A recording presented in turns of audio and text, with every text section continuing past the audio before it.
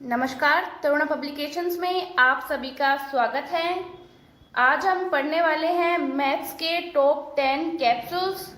तो जो भी आर्मी, नेवी, एयरफोर्स की तैयारी करने वाले हमारे भाई बहन हैं, जल्दी से हमारी क्लास के साथ कनेक्ट हो जाएं।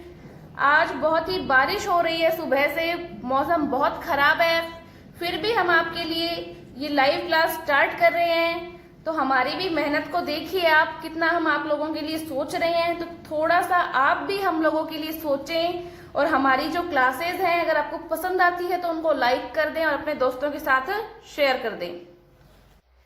हो सकता है आपको थोड़ी बारिश की आवाज सुनाई दे, बट पढ़ाई नहीं छोड़नी है, साथ साथ ये क्वेश्चन सोल्व करते जाना है आपको और कमेंट बॉक्स में मुझे आंसर्स देते जाना है। ठीक है, जल्दी से स्टार्ट करते हैं।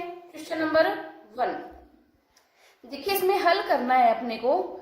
यहाँ पे दिया हुआ है 2.9 into 7.05 into under root 256 upon में 4 की स्क्वायर है। यहाँ पे इसको अपने को क्या करना है, सोल्व करना है। देखो ऑप्शंस यहाँ पे दे रखे हैं, लेकिन पहले हम सोल्व करते हैं और देखते हैं कि हमारा ऑप्शन सही आता है या नहीं।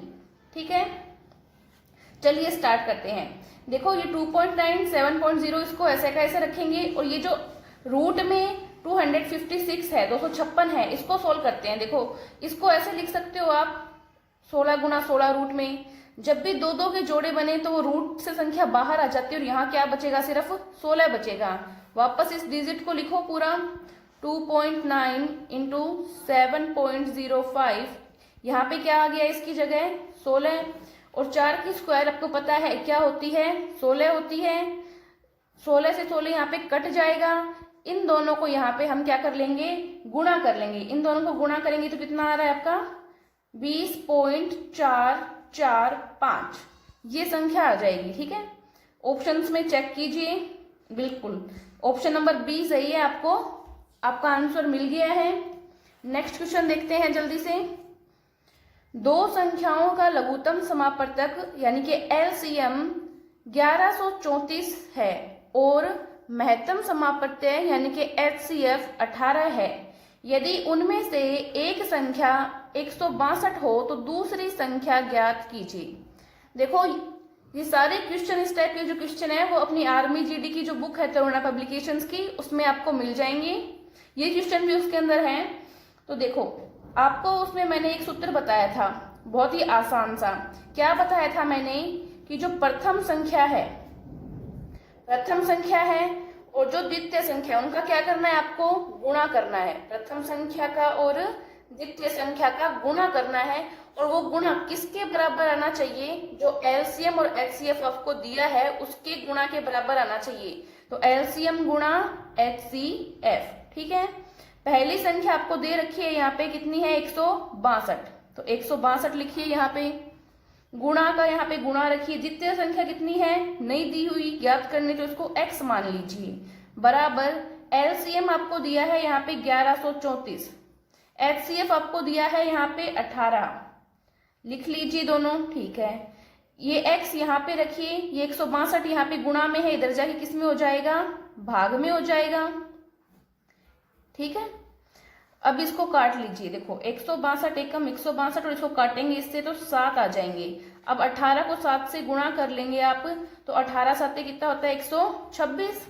तो x का मान कितना आ गया, 126, यानी कि हमारी जो दूसरी संख्या है वो कितनी आ जाएगी, 126 आ जाएगी। अब ऑप्शन देखिए, आपको मिलना चाहिए, ऑप्शन में बिल्कुल मिल रहा है आपको। यहाँ पे जो सी आंसर है वो बिल्कुल करेक्ट होगा। ठीक है, 126। थर्ड क्वेश्चन देखते हैं हम। x एक कार्य को 15 दिन में पूरा करता है, y उसी कार्य को 30 दिनों में पूरा करता है। x और y दोनों मिलकर उस कार्य को कितने दिनों में पूरा करेंगे। ठीक है, तो पहले हम क्या करते हैं, x का एक दिन का काम निकाल लेते हैं। जब भी ऐसा क्वेश्चन आए आपको क्या करना है, दोनों का एक एक दिन का काम निकाल लो। x का एक दिन का काम निकालो, 1/15। ठीक है, ऐसे ही y का एक दिन का काम निकालोगे, कितना आ जाएगा, 1/30। अब दोनों का काम निकालो, दोनों का काम निकालोगे, इन दोनों को जोड़ लो, 1/15 प्लस 1/30। अब इसका एलसीएम लेना आता है आपको, लघुत्तम लो इन दोनों का, 30 आ जाएगा। यहाँ पे 2 + 1 कितना आ गया, 3/30। इसको कट कर सकते हो आप, 1/10 आ गया आपके पास यहाँ पे। मतलब यहाँ पे दोनों का काम 1/10 आ गया, यानी कि उन दोनों ने मिलकर काम कितने दिन में पूरा किया, 10 दिन में पूरा किया। 10 दिन में पूरा किया। ये क्या है, दोनों के द्वारा मिलकर किया गया कार्य। जितने दिनों में पूरा होगा वो दिनों की संख्या। तो लिख लो यहाँ पे, दोनों ने 10 दिन में मिलकर कार्य पूरा किया, कार्य पूरा किया। देखिए ये सब चीजें मैं आपको समझाने के लिए लिख रही हूं, ताकि आपके नोट्स हैं जो वो बनते जाएं और आप बाद में रिवीजन करें तो आपको कोई दिक्कत नहीं आए, भूले नहीं आप। इसलिए मैं एक एक पॉइंट आपको लिखवा रही हूं। पर ऐसा नहीं है कि आप एग्जाम में जाके ऐसे वहां पे कहानी छापोगे, वहां पे आपको कहानी नहीं लिखनी है। वहां पे सीधे आपको ऑप्शंस दिए हुए होंगे और आंसर जो है वो आपको टिक करना है, ठीक है। तो ऑप्शन नंबर बी यहाँ पे सही है। लेकिन एक बार आप साथ साथ नोट्स बना लीजिए ताकि बाद में आप भूले नहीं इनको, ठीक है। 10 दिन आ गए आपके। अब 4th क्वेश्चन, उस घन का आयतन ज्ञात करो जिसकी एक भुजा की लंबाई 1 मीटर हो। घन से समझ गए आप, ये जो आकृति होती है वो क्या होती है, घन होती है, ठीक है। अब आपको पहले घन का आयतन का सूत्र पता होना चाहिए इसके लिए, ठीक है।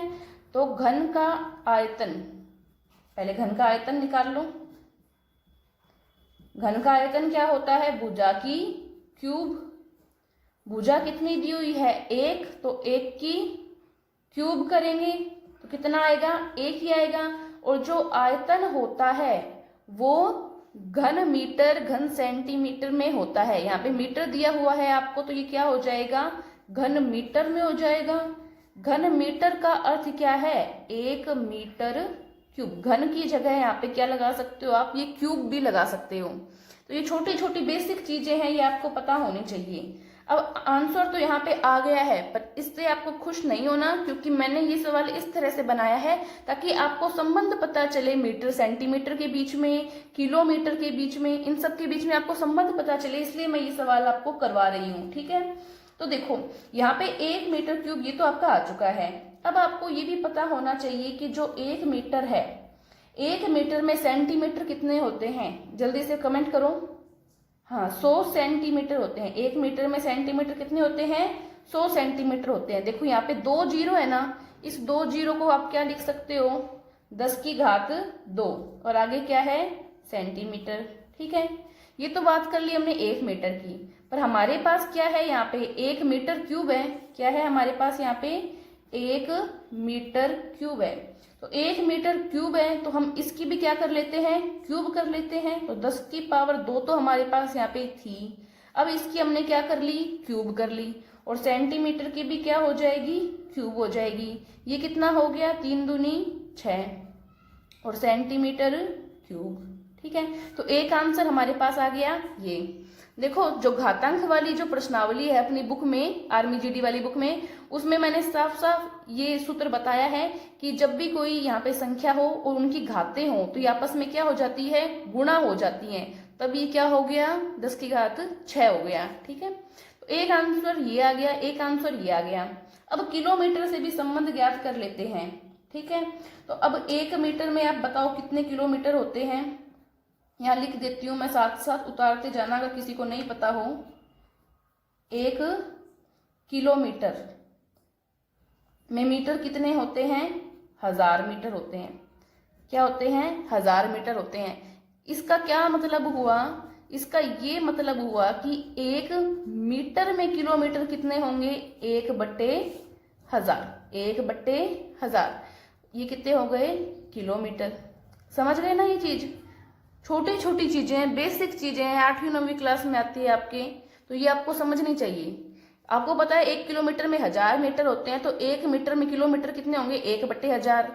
अब आप इसको क्या लिख सकते हो, देखो ये 1 मीटर है, ये नीचे कितनी जीरो है, 3 जीरो है, तो आप इसको क्या लिख सकते हो, 10 की घात 3। ठीक है। 10 की घात 3 लिख सकते हो। अगर आप इसको ऊपर लाना चाहो तो ये 10 की पावर क्या हो जाएगी, -3 हो जाएगी। जब भी कोई घात नीचे से ऊपर जाती है तो उसका चिन्ह चेंज हो जाता है। और आगे क्या है, किलोमीटर है। ठीक है, तो 1 मीटर बराबर आ गया 10 की घात -3 किलोमीटर। हमारे पास क्या है, मीटर की क्यूब है, तो इसकी मीटर की क्यूब के हिसाब से करते हैं। तो 1 मीटर क्यूब बराबर, इसकी भी क्या कर लो, इधर क्यूब कर लो, और ये इसकी भी क्या कर लो, इधर क्यूब कर लो। अब देखो इन दोनों को क्या करो, आपस में मल्टीप्लाई करो, तो कितना आ जाएगा, -9 और ये किलोमीटर क्यूब। तो एक आंसर आपके पास क्या आ गया, ये आ गया। तो देखो एक आंसर हमारे पास ये आ गया, एक आंसर हमारे पास ये आ गया, और एक आंसर हमारे पास ये आ गया। तीनों ही सही हैं। ठीक है, अब देखो यहाँ पे ए ऑप्शन की ओर बात करते हैं। इसमें और मैं एक चीज बताना चाहती थी, इसलिए मैंने ये ऑप्शन लिया है। यहाँ पे 10 की पावर क्या है, यहाँ पे 0 है। किसी भी संख्या, अंदर कोई भी संख्या हो और उसकी पावर अगर 0 हो तो उस संख्या का मान क्या होता है, 1 होता है। कितना होता है, 1 होता है।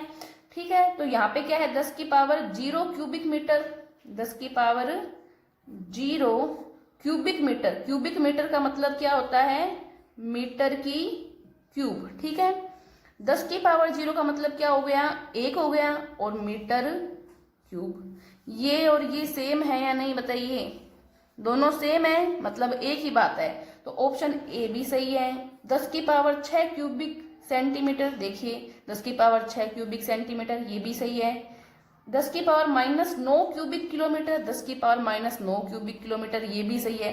मतलब तीनों ऑप्शन सही है इसमें। तो देखो all the above options are correct, सारे ऑप्शन करेक्ट है। तो ये डी, ये देखो ये सिर्फ आपके समझाने के लिए था। एग्जाम में आपको इतनी रामायण नहीं लिखनी है, आपको सीधे ही पता होना चाहिए कि मीटर का किलोमीटर से क्या संबंध है, किलोमीटर का सेंटीमीटर से क्या संबंध है। ये सब चीजें आपको नॉलेज में होनी चाहिए। ठीक है, ऐसे नहीं है कि आप लोग क्या करो, वहां पे ये रामायण लिखने लग जाओ। ठीक है, तो चलिए नेक्स्ट क्वेश्चन देखते हैं हमारा। समीकरण में x का मान ज्ञात करो। ठीक है, ये समीकरण दी हुई है आपको, इसमें x का मान ज्ञात करना है। कोई खास बात नहीं है, अभी कर लो। देखो x की स्क्वायर का x की स्क्वायर -16x का 16 है x। ठीक है, प्लस में क्या है, 63 का 63 और 0 का 0। ये आपका क्या है, क्वेश्चन आ गया, ये क्वेश्चन है आपका। ठीक है, अब आपको क्या करना है, आप यहाँ पे जो निशान है ना, उस निशान को देखना, प्लस, ये प्लस का निशान है। तो आपको क्या करना है, आपको आपके मन में दो संख्या ऐसी सोचनी है कि जिनको गुणा करने पर तो क्या आ जाए, 63 आ जाए। ठीक है, गुणा करने पर क्या आ जाए, 63 आ जाए। और यहाँ पे प्लस का निशान है, तो जोड़ने पर क्या आ जाए, 16 आ जाए। जोड़ने पर क्या आ जाए, 16 आ जाए। ठीक है, तो दो संख्याएं ऐसी मैंने सोची है, 9 और 7। क्या सोची है मैंने, 9 और 7। देखो 9 को 7 से गुणा करते हैं तो कितने आते हैं, 63। 9 7 63, और 9 और 7 को जोड़ते हैं तो कितने आते हैं, 16 आते हैं। तो मेरी दोनों कंडीशन यहाँ पे फुलफिल हो रही हैं। ठीक है, अब देखो मैं क्या करूंगी, यहाँ एक्स की स्क्वायर का एक्स की स्क्वायर माइनस का माइनस, ये जो 16 है उस 16 की जगह मैं क्या लिख दूंगी, 9 + 7, क्योंकि 9 और 7 को जोड़ती हूँ तो क्या आता है, 16 आता है। यहाँ पे x का x पड़ा है, प्लस का प्लस, 63 का 63 बराबर 0। इस माइनस को अंदर मल्टीप्लाई करोगे, चिन्ह चेंज हो जाएंगे। देखो एक भी बेकार आदमी घर के अंदर आता है, सबको बेकार कर देता है, तो सब क्या हो जाएंगे, माइनस के हो जाएंगे। और ये बाहर से कोई टॉफी लाए तो दोनों बच्चों को दी, 2 बच्चे हैं घर में, तो इन दोनों के साथ आएगी। तो एक्स की स्क्वायर, इसको करो, दोनों क्या हो गए, नेगेटिव हो गए, और इसको अंदर क्या कर दिया, गुणा कर दिया, तो ये इसके साथ आ जाएगा, प्लस 63 बराबर में 0। एकदम बच्चों की जैसे पढ़ा रही हूं मैं आपको, तो कहीं पे भी कोई कंफ्यूजन हो फिर भी कमेंट कर देना, ठीक है।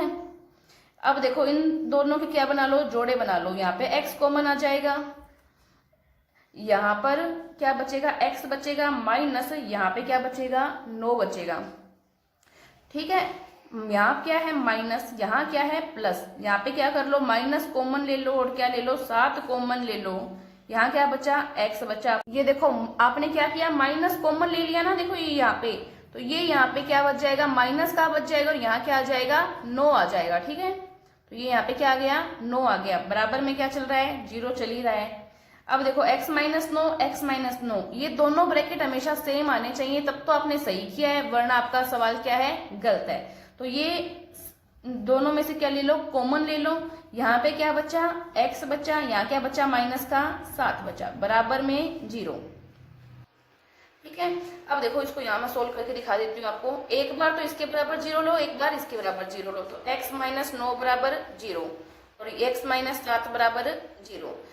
x बराबर क्या आ गया, 9, यहाँ पे x बराबर क्या आ गया, 7, मतलब x के दो मान आ गए क्या, 7 और 9। ऑप्शंस में है क्या, देखिए बिल्कुल है ऑप्शन में 7 और 9। ऑप्शन नंबर डी सही होगा आपका यहाँ पे। तो देखो इतनी देर मैंने जो लगाई आपको यहाँ समझाने में लगाई है, ठीक है, एक एक स्टेप सोल्व करके दिखाया है मैंने आपको। जब आपकी प्रैक्टिस अच्छी हो जाए तो उसके बाद में आपको क्या करना है, सीधा सोल्व करते जाना है, कितना टाइम नहीं लगे। ठीक है, टाइम मैनेजमेंट का आपको ध्यान रखना है। धीरे धीरे जब आपकी प्रैक्टिस हो जाएगी ना, तो मैं आपको इस हिसाब से टेस्ट सीरीज प्रोवाइड करवाऊंगी कि आप लोग टाइम मैनेजमेंट का ध्यान रख सकें। अभी प्रैक्टिस कर लीजिए पहले, फिर टाइम मैनेजमेंट के हिसाब से भी मैं आपको टेस्ट सीरीज प्रोवाइड करवाया करूंगी। ठीक है, क्वेश्चन नंबर 6 देखते हैं। देखिए बाहर कितनी बारिश आ रही है, फिर भी हमारी क्लास रुक नहीं रही। तो आप लोग भी रुके नहीं, अपना हौसला बनाए रखें और इस बार जरूर आर्मी में आपको सिलेक्शन लेना है। ठीक है, नेक्स्ट क्वेश्चन है, सरल करो। 10 की पावर 6 गुणा 10 की पावर 3 गुणा 10 की पावर माइनस 6 गुणा 10 की पावर माइनस 3 गुणा 10 की पावर 0 गुणा 0। ठीक है, चलिए सोल्व कीजिए, कीजिए सोल्व। इतना क्यों टाइम लगा रहे हो, क्यों परेशान हो रहे हो, यहां से सोल्व करना, क्यों सोल्व करना है आपको, बताओ। सोल्व करने जा रहे हैं, यहाँ 0 नहीं दिख रहा आपको, 0 देखो, 0 किसी भी संख्या से गुणा होता है, पूरी संख्या को क्या कर देता है, 0 कर देता है। कितने बार बताई हुई है ये बात। तो आंसर नंबर डी सही है, 0। याद नहीं रहता, क्यों नहीं याद रहता, देखो ऐसे याद रख लो कि कोई आदमी है जिसका दिमाग क्या है, 0 है, शून्य है, खाली दिमाग है, वो जितने भी आदमियों से मिलेगा, उनके साथ रहेगा, उन सब का दिमाग क्या कर देगा, 0 कर देगा। ठीक है, तो इससे याद रख लो कि क्या आ जाएगा, यहाँ पे 0 आ जाएगा। सोल्व करने लग जाते हो, यहां से कितना टाइम लगाते हैं इस सवाल के अंदर। पहले एक बार मोटी मोटी नजर में देख लिया करो क्वेश्चन क्या है, उसके बाद में सोल्व करना स्टार्ट किया करो। ठीक है, चलो नेक्स्ट क्वेश्चन देखते हैं, कोई डाउट। ठीक है, 7वां क्वेश्चन, एक क्रिकेट खिलाड़ी अपनी 14 पारियों में 30 के औसत से रन बनाता है। अगली पारी यानी कि 15वीं पारी में कितने रन बनाए, रन पूछ रहा है, 15वीं पारी के रन पूछ रहा है, ताकि उसका औसत 32 हो जाए। औसत कितना हो जाए, 32 रन हो जाए। ठीक है, कोई ना, जैसे जैसे बोल रहा है वैसे वैसे करते जाओ, कुछ नया नहीं करना तुमको, जो जो बोल रहा है वो काम करो, अपने आप क्वेश्चन हो जाएगा। ठीक है, चलो स्टार्ट करते हैं यहाँ से। पहले देखो 14वीं पारी के कुल रन निकाल लो, 14वीं पारी तक 1 से लेके 14 पारी तक के कुल रन है ये। ठीक है,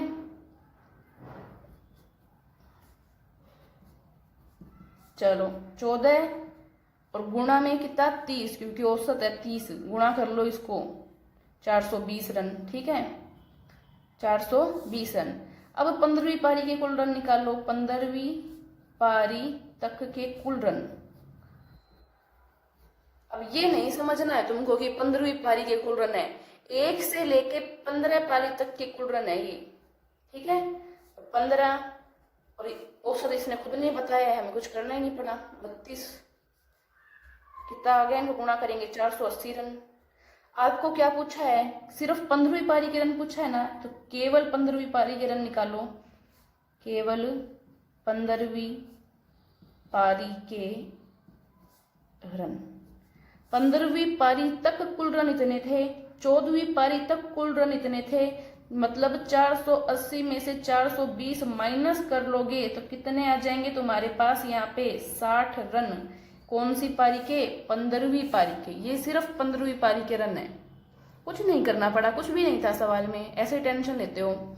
जो जो आपको बोल रहा है सवाल में वो भी काम आप करते जाओगे ना, आंसर अपने आप आएगा, आपको कुछ करना ही नहीं है, ठीक है। चलो हो गया क्लियर। नेक्स्ट क्वेश्चन पे आते हैं, क्वेश्चन नंबर 8। अभिषेक ने, अच्छा ऑप्शन नहीं बताया क्या? 60 रन आ गए, ऑप्शन अपने आप नहीं लगा सकते तुम, यहाँ सी है, सी ऑप्शन होगा, ठीक है।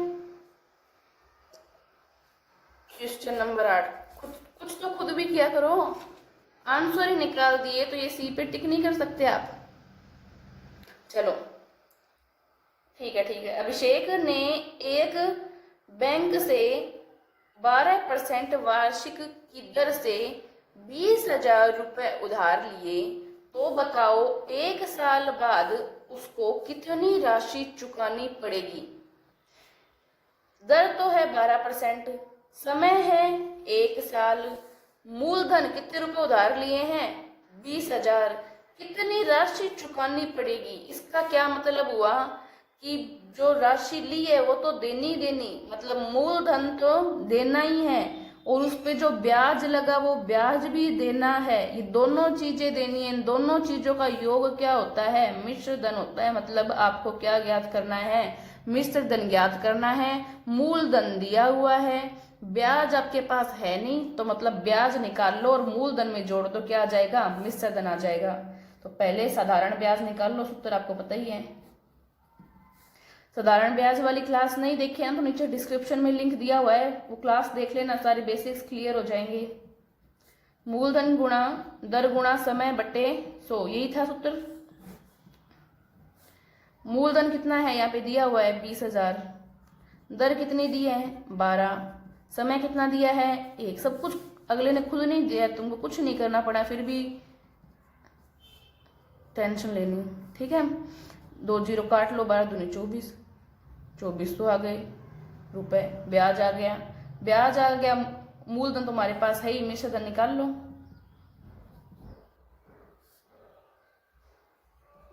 20,000 2400 जोड़ लो इनको, 22,400। यही आ रहा है क्या? देख लो ऑप्शन आ रहा है ना, डी ऑप्शन। क्या था इसमें? कुछ भी नहीं था सवाल में।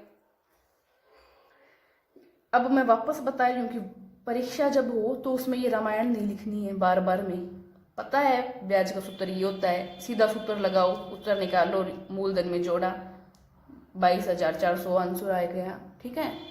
ऐसे नहीं है कि वहां पे ये लिखना, ये सिर्फ आपको समझाने के लिए लिख रही हूं मैं। देखो ये यहाँ पे 2,000 लिखा गया, ये 20,000 है, ठीक है, समझ जाइए इसको। क्वेश्चन नंबर 9, एक त्रिभुज ABC में कोण A बराबर 30 डिग्री, B बराबर 90 डिग्री और C ज्ञात करो। त्रिभुज बना लो पहले तो, 90 डिग्री कोण दिया है, यानी समकोण त्रिभुज है।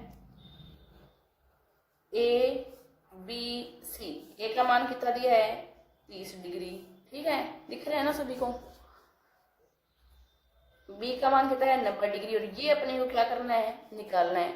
त्रिभुज के 2 कोण दिए, तीसरा निकालना है। आपको कितनी बार बताया हुआ है कि त्रिभुज के आंतरिक कोणों का योग, त्रिभुज के आंतरिक कोणों का योग कितना होता है? कमेंट करो। आंतरिक कोणों का योग 180 डिग्री, ठीक है। जोड़ लो इनको, ABC बराबर 180 डिग्री। A का मान 30 डिग्री, B का मान 90 डिग्री, C तुमको निकालना है 180 डिग्री।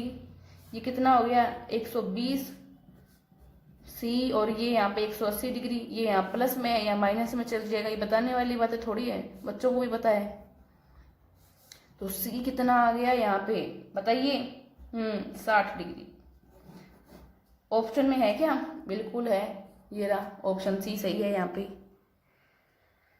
ठीक है। तो ये चीजें ध्यान में रखनी चाहिए, आपको खुद को पता होना चाहिए कि त्रिभुज के आंतरिक कोणों का योग 180 डिग्री होता है। जब दो कोण यहाँ पे दिए हैं, तीसरा निकालना है तो हम इस सूत्र से निकाल सकते हैं।